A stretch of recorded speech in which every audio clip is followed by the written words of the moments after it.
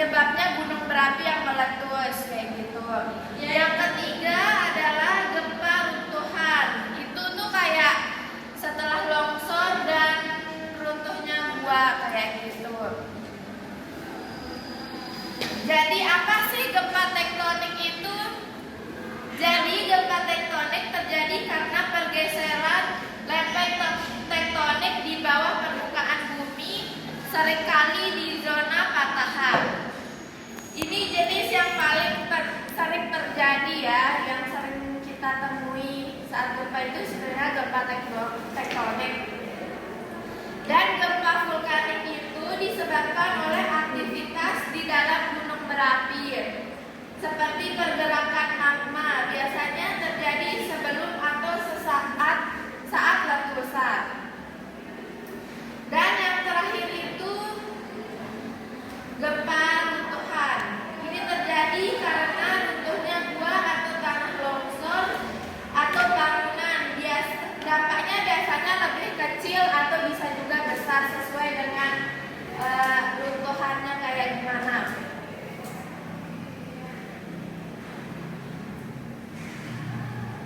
Dan ada juga gempa ledakan nih, disebabkan oleh aktivitas manusia kayak percobaan pembuatan nuklir kayak gitu.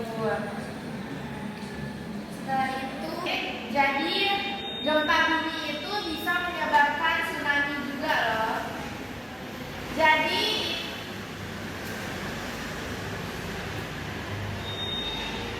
gempa bumi juga bisa menyebabkan tsunami ya. Ini tuh termasuk dalam gempa bumi tektonik.